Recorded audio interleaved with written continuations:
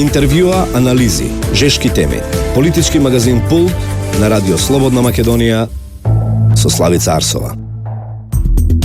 Петок 13 мај, добар ден, јас сум Славица Арсова, уредник и водител на Пулт на Радио Слободна Македонија, програмата која ќе ја слушате до пладне. Специјалниот германски пратеник Јоханес Хајндел втор ден е во Македонија, денеска на средби со политичките лидери се разговара за изнаоѓање начин за излез од политичката криза, како што тој вчера најави во писмена изјава во Македонија за да ги поддржи напорите на САД и на Европската Унија за излез од кризата. Амбасадата на САД вчера отворено порача дека треба итно да се свика парламентот, да се одложат изборите, да се укине аболицијата и да се спроведат потребните реформи. Еден час по ваквиот повик од американската амбасада, со иста порака излезе лидерот на ДУИ Али Ахмети. Од неговата партија пред малку соопштија дека во текот на денешниот ден ќе достават иницијатива до парламентот за негово повторно свикување и одложување на изборите кои беа закажани за 5 јуни.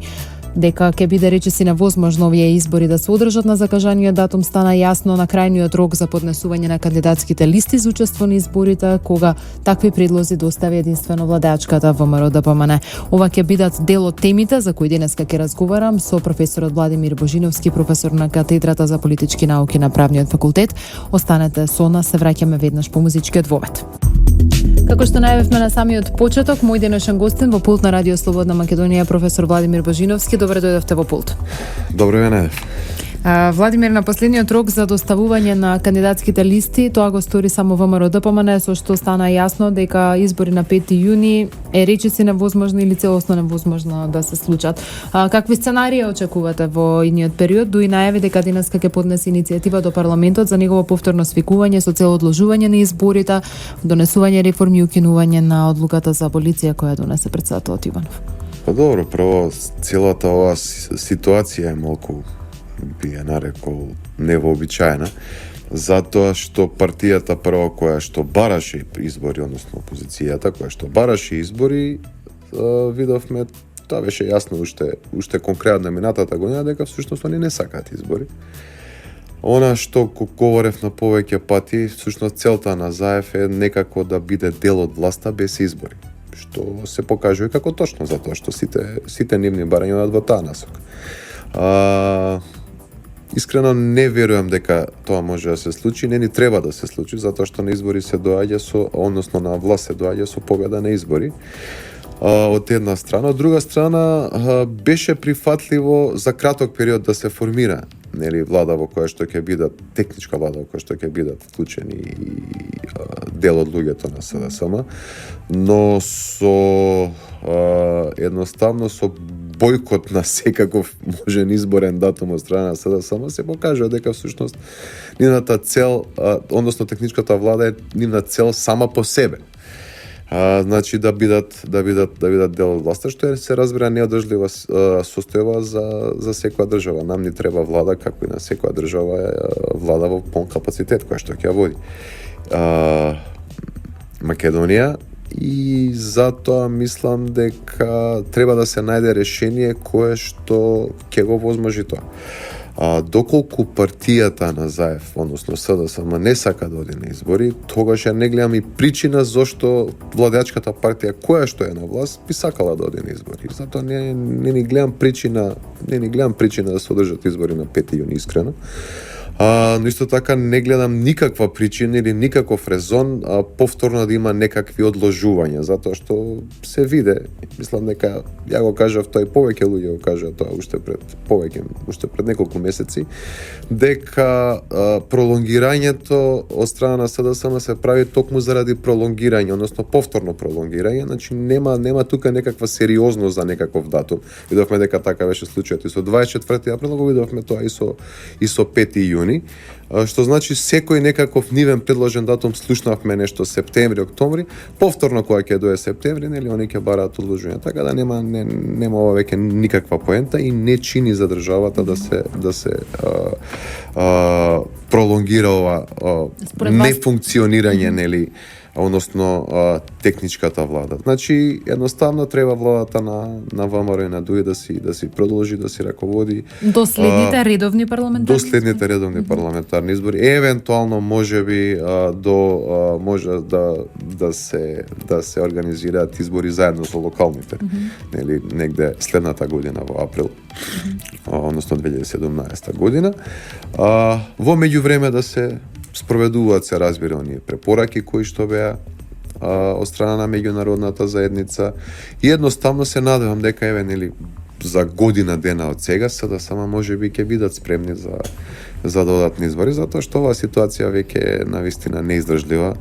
Односно сведоци сме дека се бараат аргументи, се бара аргументи за одложување на изборите, само колку да се има нешто да се каже.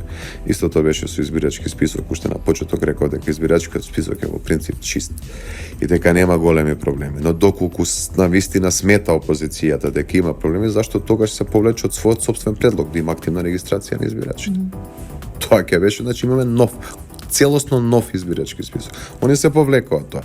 Токму за тоа да им послужи како аргумент во недостаток на други аргументи. Сега би се отворила можност за најмалку една година нека се пречистува, нека се проверуваат сите гласачи ако треба, мислам, нема никаков проблем, но едноставно нема да биде државата под таков притисок како што беше до сега. Нека се разговара и за сите други отворени прашања, но тоа ќе се биде разговори, значи од една страна ќе има преговарање, договарање, исполнување на секакви оние препораки кои што ги има меѓународната заедница, но од друга страна владата ќе се функционира нормално и државата ќе се функционира нормално, што е и најбитно за граѓаните. Сега во моментов едноставно све е застанато и оваа состојба доколку продолжи може многу негативно да се одрази на целото општество. Неверојатно во најмала рака само ќе инсистира на одржување на сегашниот состав на владата, односно учество на СДСМ преку клучни ресори како што се МВР, труд и социјала, замениците министри во уште 3 ресори и второто прашање е околу аболицијата кое што е ставено како услов за понатамошен тек или пак нов старт на преговори за излез од кризата. Како со овие две прашања би се постапило? Па искрено, зашто би инсистирала СДСМ, например, на труд и социјала? Која е поврзаноста со Министерство за труд и социјала со реформи кои што треба да се спроведат? Јас сум да им се даде можност на опозицијата, може да се формираат и нови работни групи и едноставно да се назначат нивни луѓе онаму каде што е потребно да се извршат реформите, но едноставно ја не гледам причина, например, за избирачкиот список, надлежен е најмногу ДИК, односно Државната изборна комисија. Тука имаме представници од сите партии, така да они може да си го почистуваат како и до сега, без никаков проблем. И да бараат од сите институции да им го достават тоа што треба да им се достави. Не гледам причина зошто мора да имаат они министри, или во тоа, затоа што сега не говориме за техничка влада. Сега доколку нема избори, говориме за враќање на владата во пон капацитет. Онаа влада која што е резултат на изборите од 2014 година. Што се однесува до аболицијата, сметам дека иако беше можеби најдобра намерата на председателот Иванов со цел да се смират тензиите, сведоци сме дека се постигна токму спротивното, односно таа им послужи на СДСМ да излезат на улица. Наставно немаше никаква тензија, они не успеваа да создадат никаква тензија да извадат луѓе на улица, ова им да е као кесна десетка и покрај аболицијата, значи они всушност излегоа на улица.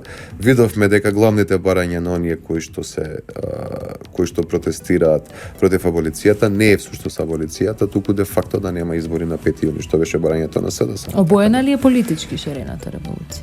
Тоа, можеби првиот ден не. Можеби првиот ден имаше луѓе кои што навистина сметаат дека не треба тоа да биде и во ред. Но веднаш по тоа беше тоа на некој начин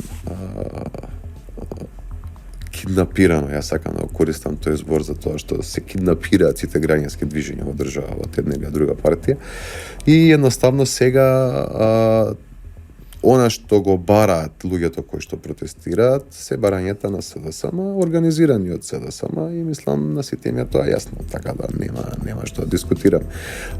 Но сметам дека доколку е така, тогаш со оглед на негативните реакции, доколку има можност, мислам дека таа аболиција треба да се повлече.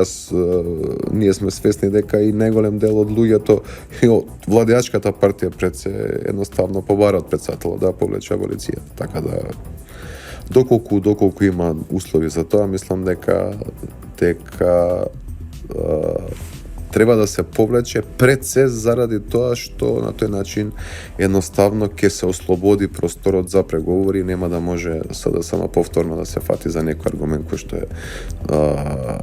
што е надвор од преговорите кои што значат нивно излегување на избори. Видовме дека во тој цел процес на преговори, на меѓународна помош во водењето на преговорите сега се вклучи и Германија преку специјален пратеник. Како го оценувате овој чекор? Го слушнавме шефот на македонската дипломатија кој рече дека ова е позитивно од аспект на тоа што Македонија не е оставена сама на себе и за неа се уште има планирано место во европското семејство. Дали е тоа целта на вклучувањето на германскиот специјален пратеник во Македонија? Па добро, сега можеме само да шпекулираме за тоа што точната причина не можеме да... Точната причина ја знае очигледно Ангела Меркел. Но едноставно мислам дека ова е последица на недоволната координација на Европската Унија што се однесува до кризата. Мислам дека не беше доволно координиран настапот на ЕУ. И заради тоа претпоставам дека најмокната држава членка на ЕУ сметаше дека е потребно и за директен ангажман со цел да се на некој начин да се поттикнат оние преговори, бидејќи со некоординираноста на ЕУ тогаш она што го нарекуваме меѓународна заедница тогаш останува само САД. Со оглед дека Македонија нели е сепак дел од Европа, во најголем интерес токму на Европа е да се реши оваа криза. И мислам дека тука можеме да бараме дел од причините. Така да во секој случај сметам дека би требало да биде позитивен тој ангажман, во насока дека можеби ќе се забрзаат преговорите и ќе се дојде до некое побрзо финално решение. Божиновски, може да констатирам дека изминатата недела ја одбележа една изјава на лидерот на СДСМ кој рече дека нема да учествува на изборите на 5 јуни бидејќи ќе победи, а потоа ВМРО ДПМН нема да ги признава резултатите бидејќи не се исполнети сите услови за тие избори да бидат прогласени за фер и регуларни. Не знам дали имавте можност да ја слушнете, таа беше вистински интернет хит изминативе денови, но е многу контрадикторна со она што можевме паралелно да го видиме како истражувања на јавното мислење. Што според вашите информации покажуваат анкетите и расположението меѓу граѓаните? Во право ли е Заев кога вели дека ќе победи, а Груевски ќе биде незадоволен од изборниот резултат? Добро, ова е интересно од повеќе аспекти. Прво дека ја прв пат го слушам Заев да излезе да каже дека ќе победи. Или ние сме свесни дека ниту они самите знаат дека не може да победат. Од друг аспект е интересно затоа што ја навистина не знам која е поентата на таа изјава, со оглед дека ниту може да ги мотивира гласачите од една страна, од друга страна дополнително му го руинира кредибилитетот на Заев, кој што веќе станува познат со изјави кои што не се баш блиски со реалноста или со изјави кои што на некој начин влегуваат во категоријата политички гаф. Јас пак ја повторам, како што повторим изминативе 10 години, доколку се одржат утре избори или за 2 недели, за месец дена, победата повторно ќе биде однесена од страна на ВМРО ДПМН. Има повеќе причини за тоа. Од една страна, они се создадоа свое стабилно гласачко тело. Друго, стана еден сигурен партнер на тоа гласачко тело со оние нели отчети, нови програми каде што точно се гледа што е ветено, што е остварено. На народот му треба една стабилност, му треба една сигурност. Многу тешко се стекнува довербата во гласачите, а многу лесно се губи. И на овој начин едноставно они знаат што може да очекуваат. Од друга страна ние немаме ниту ја барем неам видено ниту некаква брошура во која што СДСМ ќе каже што планира доколку ја освои власта, значи што планира да прави. Така да не може да очекуваме од партија која што нема сопствена платформа и нема идеја како треба да води државата, освен она нели папагалско повторување слобода и демократија, очигледно мислам дека и самите они не знаат што значи всушност слобода и демократија и како тоа ќе се рефлектира врз нивната понуда кон гласачите. Мислам дека не можеме да очекуваме некаква не посериозна, дури и некакво раздвижување во однос на разликата која што позитивно нели за СДСМ, во разликата која што постои меѓу ВМРО, ДПМН и СДСМ. Така да мислам дека не само на нас кои што се занимаваме со истражување на јавно мислење, туку секој малку поупатен во македонската политика му е јасно дека избегнувањето на изборите од страна на СДСМ се должи исклучиво на лошиот рейтинг кој што го имаат и фактот дека ќе ги загубат тие избори. Јас ќе повторам, значи за да биде најасно, доколку имаше некаква шанса СДСМ не да победа, туку да му се приближат на ВМРО, ДПМН, они ќе излезеа на избори на 24 април. Што е со одложувањето? Колку одложувањето моди во прилог на ЗАЕФ и на СДСМ? Можат ли реално да очекуваат дека до септември, октомври или до закажаните локални избори до година може да се промени позитивно во нивни интерес ова расположение? Да ви одговорам со едно контрапрашање. Дали во изминативе 10 години кои што ги има СДСМ на располагање успеа нешто да искористат, па сега тоа да го направат за 3 или за 6 месеци? Значи, едноставно, доколку нема сериозна реформа во партијата која што ќе подразбира креирање на нова платформа, представување пред граѓаните, и то тука им треба на нив двојно повеќе напор, бидејќи нивниот условно кажано кредитен рейтинг, односно доверба кај граѓаните не е баш најдобар со оглед на она што во минатото го ветува, не го исполнува. Значи треба многу сериозни заложби, многу работа и добра визија за евентуално нешто да променат за некои следни избори, значи говориме за 3 за 4 години од сега.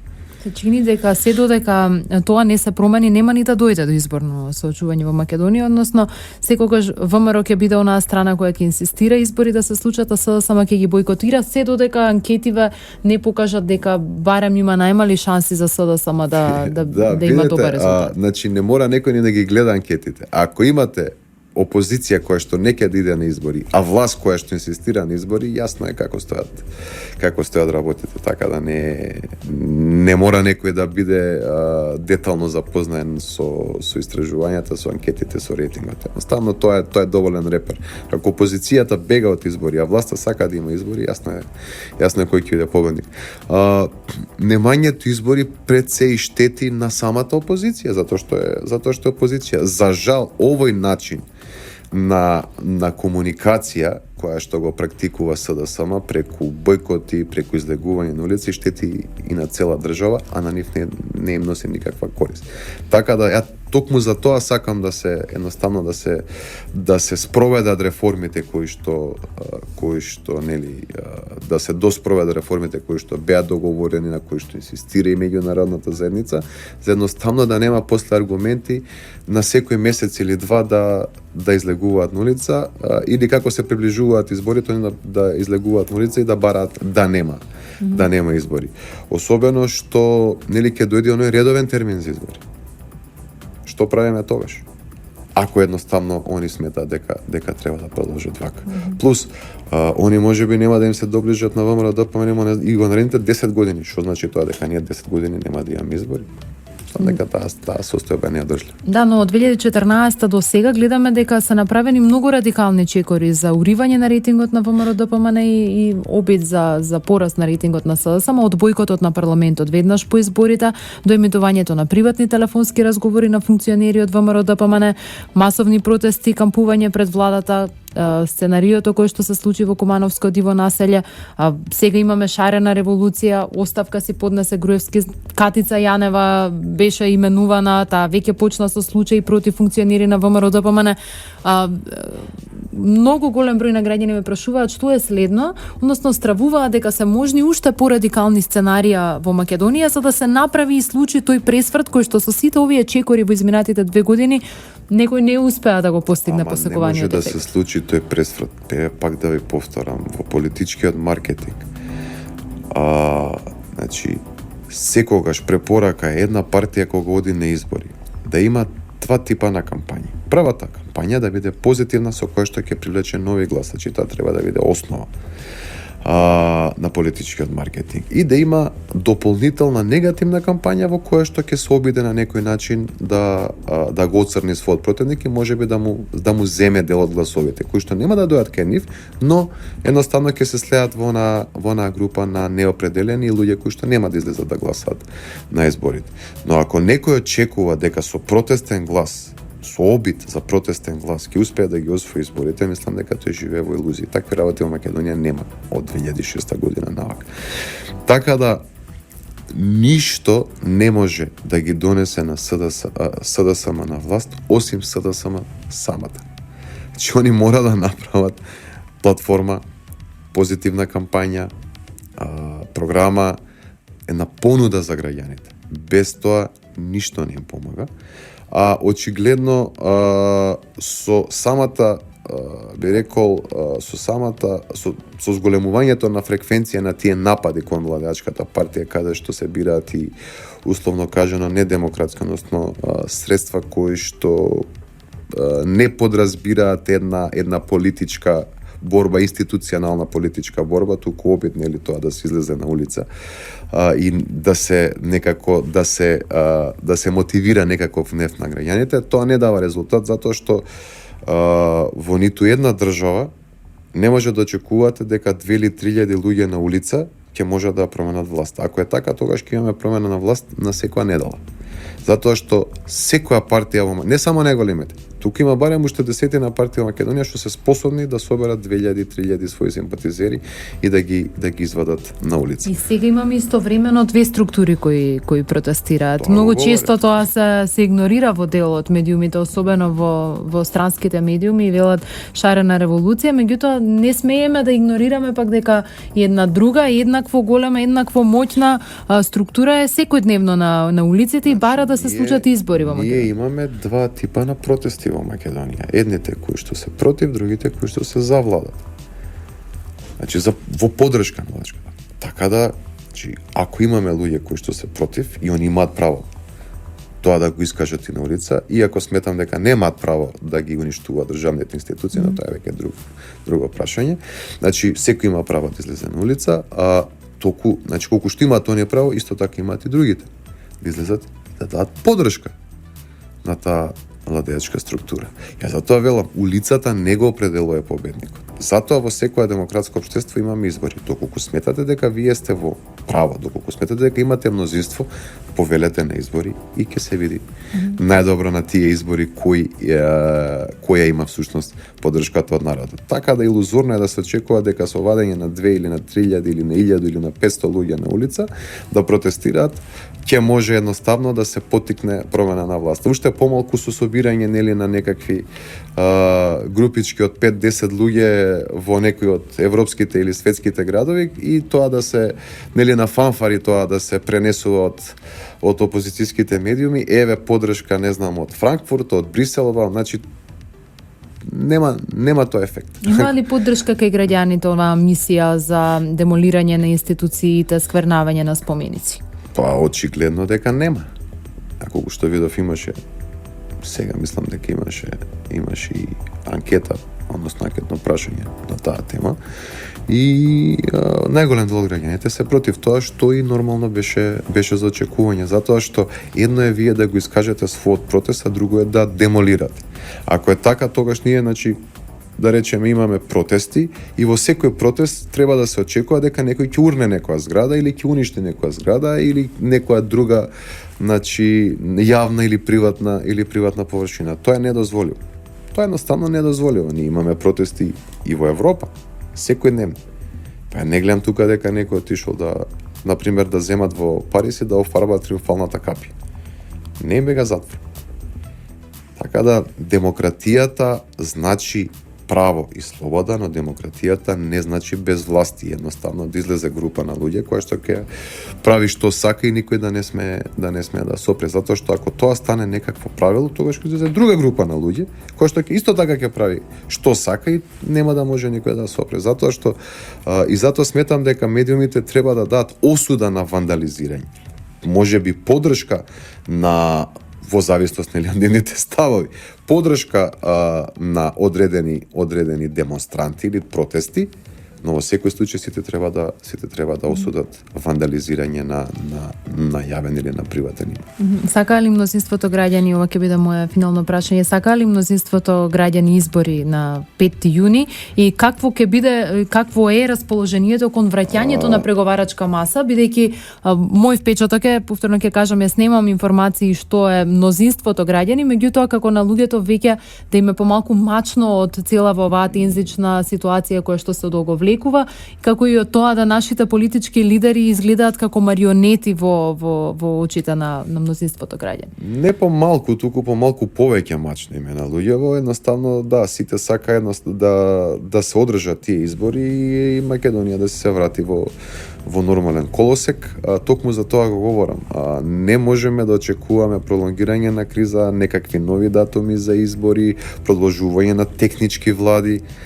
Неодржливо е. Неодржливо е затоа што тогаш ќе страда државата. И се разбира граѓаните кои што живеат во таа држава.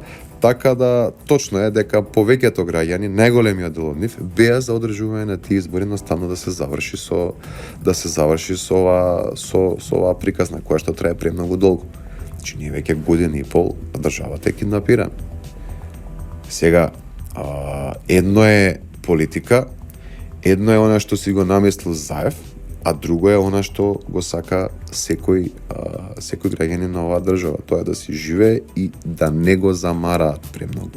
Значи политиката си е на политичарите, доколку им одговара на граѓаните ќе гласаат за едните или за другите, но не значи дека треба политичарите да навлегуваат и во едноставно сега политиката влезени во приватниот живот на граѓаните и секојдневно ги оптоварува. Тоа никој не го сака. Значи, затоа сметам дека треба да се најде решение. Она што е инволвираност на странците во овој случај, за жал е поради едноставно неспособноста на македонските политички партии сами да се договорат и да донесат некакво решение. Мислам дека тоа треба да се промени, мислам дека треба и на самите политичари да им биде јасно дека најдобро е самите да се договорат, колку да чекуваат некој од надвор да го реши тоа. Божиновски, ви благодарам што бевте гостин во Пулт на Радио Слободна Македонија. Почитувани слушатели, се враќаме по музичката пауза. За крај на ова издание на Пулт на Радио Слободна Македонија ќе ви ги соопштаме новите информации од денешните разговори на политичките лидери со германскиот специјален пратеник Хайндал кој е во Македонија. Лидерот на ДУИ Али Ахмети пред малку дал изјава по средбата со германскиот пратеник во која што вели: со Хайндал разговаравме за политичката криза како и за Скопскиот договор. ДУИ ги представи своите ставови за решавањето на кризата во однос на изборите на 5 јуни. Сметаме дека не би било добро да се одржат поради имиџот на земјата. Бараме начини како може повторно да се свика собранието на Република Македонија, изјавила Ахмети пред германската амбасада каде се случи средбата со Хайндал. Веднаш потоа на средба влезе лидерот на ДП Мендух Тачи, кој по завршувањето на разговорите ја даде следната изјава: не е фер Ахмети да излегува пред медиумите и да го зборува она што го договараме за затворени врати и да го представува како своја иницијатива. Овде се мисли на иницијативата за повторно свикување на парламентот. Ако сака така и веќе ви кажам, наша иницијатива е новото собрание да биде дводомно и албанците да имаат вето на секое решение. Ако сака Ахмети да зборува транспарентно, нека излезе од владата на Груевски. Договорот од Пржино е прекршен и потребен е нов договор. Тачи пред медиумите открил дека се договара нов датум за избори на преговорите. Не е мое да зборувам сега што се договара за затворени врати, но бидејќи ме прашавте, и веќе ви кажам, се зборува за нов датум за одржување на парламентарните избори во Македонија. Вчера средба со германскиот пратеник одржа и лидерот на ВМРО ДПМН Никола Груевски, пошто од партијата испратија соопштение во кое рекоа дека интерес на државата и на сите граѓани е да се надмине кризата и да се врати на патеките на напредокот и економскиот развој. Граѓаните посакуваат решенија кои ќе значат враќање на нивната сигурност, но и спокојство. Утро во средба одржа и лидерот на СДСМ Зоран Заев, кој рече дека ова е само почеток на разговорите. Со ова ќе го затворам денешното издание. На пулт на Радио Слободна Македонија имавте можност да проследите интервју со професор Владимир Божиновски, со кого разговаравме за партиските рейтинзи, за начините за излез од политичката криза.